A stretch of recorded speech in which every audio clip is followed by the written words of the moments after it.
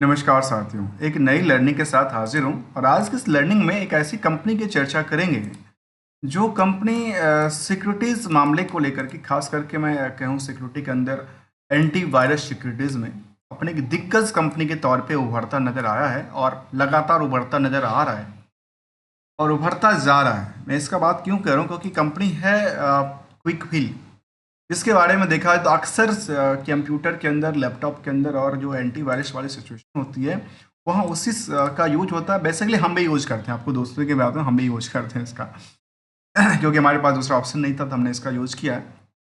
अब कंपनी को लेकर के कुछ चर्चा करेंगे।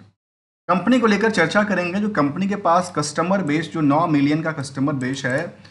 उसके अलावा 70 कंट्री में कंपनी का कारोबार चलता है। 30 साल का कंपनी का इनोवेशंस एंड एक्सपीरियंस हो चुका है और करीब 35,000 से ज़्यादा जो कि डीलर्स नेटवर्क की बात करती है और इंडियाज़ के नंबर 1 एंटीवायरस सॉफ्टवेयर कंपनी कहती है जो आईटी में एंटीवायरस बनाती है। अब नया टेक्निक्स की बात किया जाए तो कंपनी कहती है कि जो यूपीआई और जिससे जो फ्रॉड वगैरह होते हैं, साइबर फ्रॉड को लेकर के, उस पर भी इनका एक सॉफ्टवेयर है जिनका नाम है anti fraud dot dot AI, जो कि इन सब चीज़ों से बचाता है। अब कितना बचाता है कितना नहीं बचाता ये तो बात नहीं कह सकते, लेकिन साइबर सिक्योरिटीज़ को बिल्कुल हाई पोटेंशियल पर रखना चाहिए, क्योंकि साइबर से ही सारा काम होता है। आजकल हम लोग चाहे यूट्यूब की बात करें, फेसबुक की बात करें, या फिर हम लोग ऑनलाइन जो भी काम करते हैं उसमें साइबर का ही बहुत बड़ा रोल रहता है।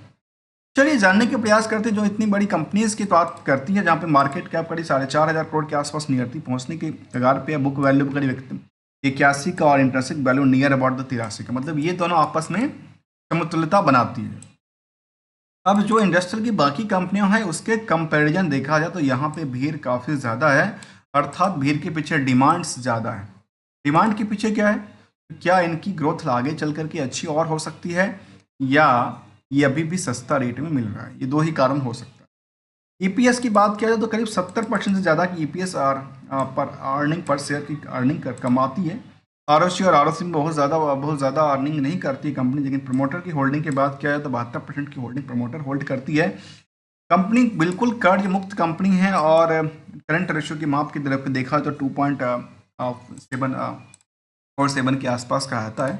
इन सभी पहलुओं जो हमने जहाँ भी हाईलाइट किया था, इसके लिए हम क्या करेंगे, केवल R2R को समझेंगे।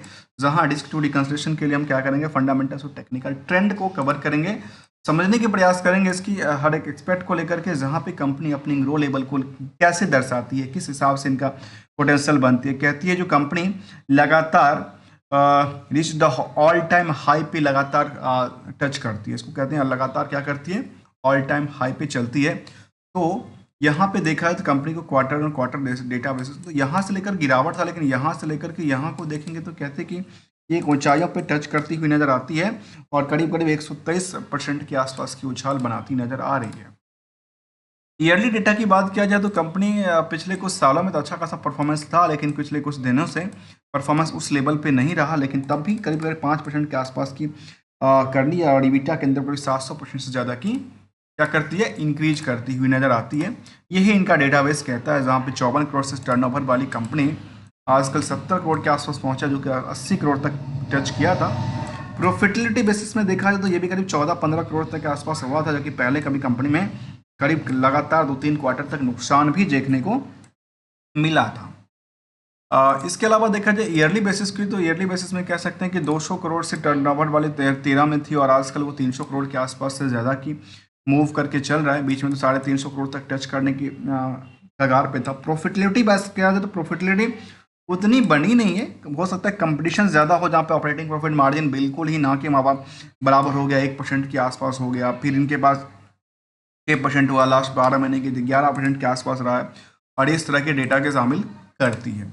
यदि दोस्तों इसकी तरफ हम बैलेंस शीट के फिगर और कुछ समझें तो शायद कह सकते हैं कर्ज मुक्त की तरफ, बिल्कुल कर्ज मुक्त कंपनी है, कहते कर्ज नहीं है बिल्कुल। फिक्स असेट्स भी अच्छी खासी इनके पास है, इन्वेस्टमेंट भी कंपनी करती है अच्छी खासी, और मार्केट में इनका जो सेल्स का पार्ट था वो भी लगा हुआ है। सेल्स के पार्ट में एक डिमेरिट की बात करती है, जो इनके पास एक रिस्क फैक्टर की बात करती है, रिस्क ऑफ द डेटर्स को लेकर, क्योंकि 165 दिन तक के लिए पैसा अटका हुआ है। उस परसेंटेज की बात करें तो कह सकते हैं कि इनके पास 132 करोड़ का आंकड़ा है जो कह सकते हैं कि 132 करोड़ के आंकड़े से समझने वाली बात है। हम 3 नंबर को लेते हैं, 132 करोड़, 292 करोड़ और तीसरा नंबर है कितना, 24 करोड़। इस 24 करोड़ में देखने वाली बात यह है जो इनके पास 21 करोड़ का क्या कहता है, अदर सोर्स ऑफ इनकम कहता है। मतलब ऑलमोस्ट कितना हुआ, 3 करोड़ का कारोबार हुआ। कितना पे, 292 करोड़ पे 1% की नेट प्रॉफिट हो गई, net profit margin near about, net profit margin 1%। लेकिन इसका जो मार्केट में उधार पड़ा था इसके सेक्टर के अंदर वो काफ़ी ज़्यादा है, जो थोड़ा सा रिस्क फैक्टर को दिखाता है। लेकिन यदि मार्केट में उन्होंने कुछ कारोबार रखा भी होगा, किसी का पैसा भी रखा होगा, तो उसकी भी चर्चा करें। तो कहते हैं इनका कोई ज़्यादा पैसा रखा नहीं, 39 करोड़ ही पैसा रखा है दूसरी पार्टियों का, अपने वेंडरों को। लेकिन इनका पैसा बहुत ज़्यादा फंसा है, जो कि कह सकते हैं कि काफ़ी ज़्यादा रिस्क फैक्टर पे बनती है comparison with the debtors ratios को लेकर के। लेकिन चार्ट पे हम देखेंगे बैलेंस शीट की, इसमें कुछ पीरियड में लगातार कई बार गिरावट का संकेत देखने को मिला था, और ये आंकड़ा दिलाती है यहाँ से, की वजह से ये देखने को मिला कि लायबिलिटीज और एसेट्स में अच्छी बात यह है कि जितना लायबिलिटी बढ़ती है उससे ज़्यादा एसेट्स बढ़ जाती है, तो ये इनके लिए अच्छी बात की तरफ इशारा करता है। अब एक चीज़ को और समझने वाली बात है कि क्या ईयर ऑन ईयर बेसिस का ग्रोथ क्या क्या है। देखा जाए कंपनी को लेकर तो यहाँ से सेल्स ग्रोथ में क्या हो, डिक्लाइन करती है। प्रॉफिट ग्रो में लास्ट 12 महीने तो अच्छी खासी प्रॉफिट बनाती है, और स्टॉक प्राइस जो है CGR वो लगातार बढ़ती नजर आती है। और रिटर्न ऑन इक्विटी बिल्कुल ही इनको बैकअप नहीं देती है, लेकिन इनको बैकअप देने के लिए कौन खड़ा है, केवल और केवल ये खड़ा है, और मार्केट की एक्सपेक्टेशन खड़ी है, और मार्केट में जो कर्ज मुक्त कंपनी है वो इनकी क्या कर रही है, सपोर्ट लेवल दे रहे हैं। इसके अलावा देखा जाए कंपनी को पीयर्स की तरफ, तो पीयर्स में ओकरा फिंसर फिनटेक्स को फॉर, मुझे लगता है कि ये सब एंटीवायरस नहीं बनाती है। जो एंटीवायरस कंपनी बनाती है उसमें इनका लिस्ट आती है, और इसका पीयर्स में यदि हम BSE के ऊपर पीयर्स देखें शायद कुछ और आंकड़ा हमारे सामने दिखेगा इनके पीयर्स को लेकर के। इनके पीयर्स में OFSS आती है। इसके अलावा देखा जाए न्यूक्लियस जैसे कंपनी शामिल है, क्विकविल का। इसके अलावा दोस्तों देखा जाए इसको कंपनी को कुछ और एक्सपेक्टेशन के साथ, जहाँ एनालिसिस की पार्ट को देखा है तो कंपनी बिल्कुल ही कर्ज मुक्त कंपनी है। इसके अलावा देखा जाए हेल्दी डिविडेंड की बात करती है, तो कंपनी क्या डिविडेंड रिस्क टू रिवार्ड में निवेशकों को कुछ देती भी है। यहाँ पे देखा गया तो कह सकते हैं कंपनी अपने निवेशकों को लगातार डिविडेंड भी देती है, जो कि 3 रुपये तक आसपास डिविडेंड इस साल में भी कंपनी ने दिया था। इससे पहले भी करीब 2.5 रुपये के आसपास दिया। बाईबैक भी लिया था, कंपनी के पास फंड काफ़ी ज़्यादा है, जहाँ पे बाईबैक ऑफ शेयर भी कंपनी ने करती हुई नज़र आई थी। ये इनके लिए एक गुड एक्सपेक्टेशन की बात करती है, गुड परफॉर्मेंस की बात करती है। हाँ, ये कुछ पुअर सेल्स ग्रोथ को लेकर दर्शाती है। इक्विटी लो रिटर्न की बात करते हैं, दैट सोर्स ऑफ इनकम काफ़ी ज़्यादा रहा, जो कि कंपेयरिंग विद द जो नेट प्रॉफिट था उतना ही उनका अदर सोर्स ऑफ इनकम से जनरेट हो जाता है, ऐसा इनका डेटा की बात करती है।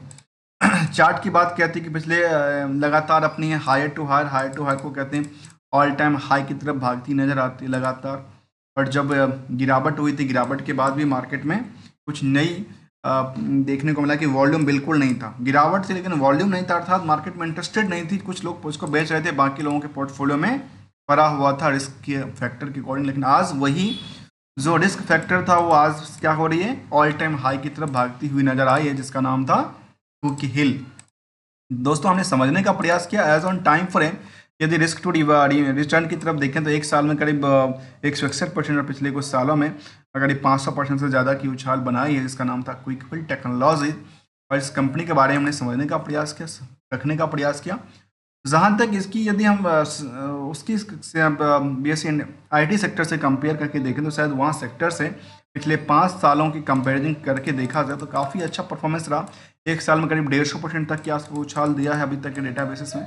और कई बार कंपेयर करने के टाइम पे बिल्कुल देखना चाहिए कि अक्सर क्या होता है, जो bull market bear market to bull market को कंपेयर किया तो कई बार परसेंटेज अप और डाउन दिखती है। इसके लिए गोल्डन रूल हमेशा कहता है, गोल्डन रूल कहता है तो एक एक्सपेक्टेशन एक टर्म के बेसिस पे यदि ग्रो एक्सपेक्टेशन चलती है तो उसमें क्या होना चाहिए, उसमें प्रॉफिट बुकिंग भी होना चाहिए, और मार्केट अच्छी लगता हो तो उसमें फिर दोबारा पोजीशन लेना रख सकते हैं। और रिस्क जब भी जाता हो तो उसको रिस्क के लिए हमेशा एक यूज़ है जिसका नाम है एशल, और इसमें क्या होता है, मिनिमाइज ऑफ रिस्क को लेकर के देखा जाता है और समझना जाता है। जल्दी मिलते हैं कुछ नई कंपनी के साथ, तब तक के लिए enjoy and thank you so much for joining.